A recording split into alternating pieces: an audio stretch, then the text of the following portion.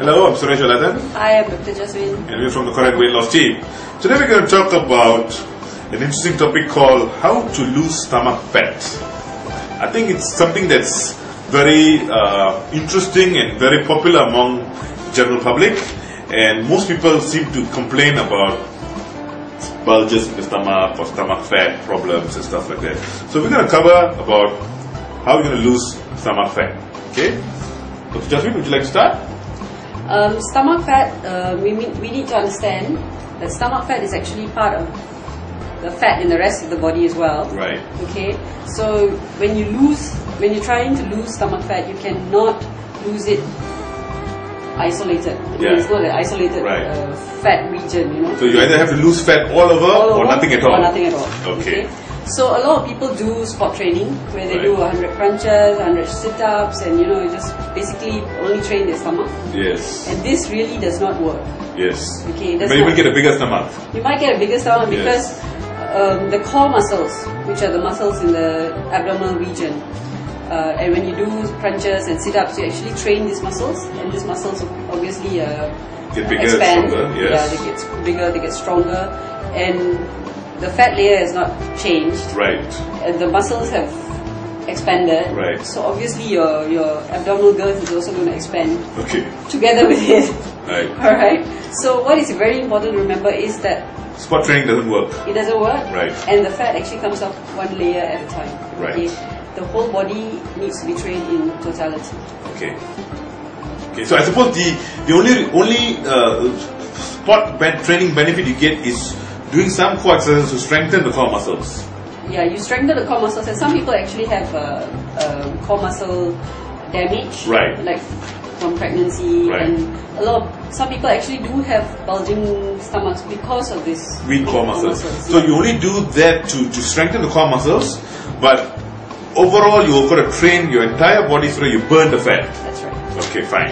Now the other thing is to remember is fat works in an interesting concept called first in, last out. In other words, based on our genetic predisposition, we all store fat in different areas initially, and then as we get more and more fat, the fat then starts moving into other areas. In other words, for instance, if I start storing fat in my stomach first, and then I move on to my thighs, and then my arms, and then finally my face, then when I start losing fat, the first place that I will lose is my face, because it was the last place that came in.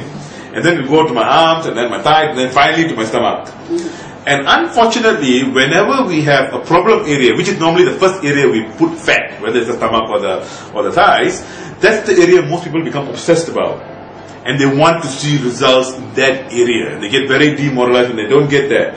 But once they understand that the first in, last out theory, and the last in, first out theory, then they'll realize that, hey, I've got to start losing fat in all the other places which I gain fat later, before the core, the primary area gets infected. Okay? So it's important you understand that, and you're patient enough to burn the fat as it goes in phases. Okay? And I think a lot of women face problems with the abdominal region, and some with the thighs, and men, a lot of them face problems with the abdominal region. Right. That's because we're genetically designed for that. Yeah, genetically it's like that. So another very important principle in trying to lose the stomach fat is nutrition. Okay, nutrition plays a very, very big role, almost 70% of your weight loss efforts. A few principles which are very important to remember is breakfast needs to be the largest and most important meal. Never skip breakfast. Never skip your breakfast. Yeah, if you want to lose stomach fat, never skip breakfast. Because you're actually coming out from your starvation mode, and breakfast is the one that actually kickstart your metabolism for the rest of the day. But healthy breakfast, of course. Yes. So that's complex carbohydrates, you need a good protein, maybe some eggs, okay, good fat, some olive oil, something.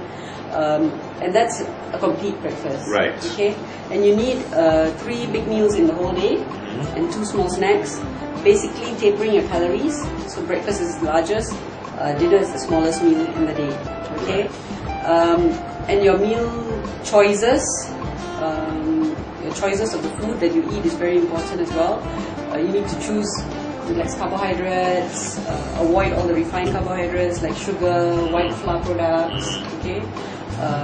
You need to choose a good source of protein, eggs, chicken, fish, and also avoid trans fats, hydrogenated fats, and take healthy oils such as nuts, fish, omega oils, olive oil. You know, so these are very important principles. So even though you have 5 meals, with your 3 main meals and 2 snacks, you got to ensure that the total calorie intake is still about 10% lower than what you're expending in the day. Yes. Right? Based on your body weight and the exercises that you do. So therefore you create a slight deficit that eats up into the body fat that you want to burn. So that means you need to take smaller meals. Right. You should not have one large meal and then the body actually doesn't know what to do with all that that calories. Okay, so if you have a small meal, the body actually efficiently takes up all the calories and uses it. And as well as keeps the metabolism high. Right. So that's the whole idea. The idea is to eat so that you keep your metabolism high, but not eat too much that it ends up as storage. Okay, and then exercise to also rev up that metabolism. Okay. The other thing, talk about exercise. Now it's important that to lose stomach fat, you need to do strength training. Okay, and we are talking about strength training your big muscle groups, your thighs, your buttocks, your chest, your back, okay, and your shoulders. So when you work out these big muscle groups, first of all, you get more energy expenditure because you're working on bigger muscle groups. Secondly, these bigger muscle groups, when they become more active because of exercise, they tend to burn more energy even when you're resting.